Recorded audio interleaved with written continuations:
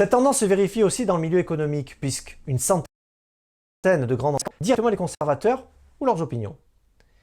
C'est notamment le cas d'Amazon, Google, Netflix et Starbucks, qui ont signé une déclaration s'opposant à une législation américaine visant à rendre les élections plus sûres.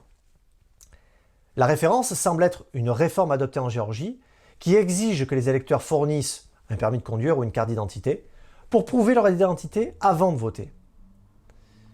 En février dernier, Coca-Cola aurait dispensé à ses employés une formation radicale sur la diversité qui leur demanderait d'essayer d'être moins blancs. Cela impliquerait d'être moins oppressif et nécessiterait de rompre avec la solidarité blanche. Partager la croyance que les blancs, soit par nature oppressifs, ne risquent-ils pas d'accentuer les clivages déjà existants? Hommes, femmes, blancs, noirs, bouddhistes ou catholiques, peut-on réellement définir un être humain? Interrogé dans une de nos émissions Esprit français, l'essayiste et président du Cercle Aristote, Pierre-Yves Rougeron, nous éclaire sur ce sujet. On l'écoute. L'être humain est beaucoup plus subtil que ça, voyez? Moi qui vous parle, je suis un homme blanc. Mais je ne suis pas que ça.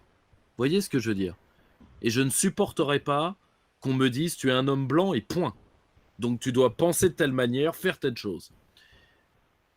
Et j'ai de grandes craintes qu'on fabrique des individus qui ne se supportent plus entre eux, qui ne s'aiment plus eux-mêmes, et à la fin, la force qui accouchera historiquement de tout ça, ce sera la violence.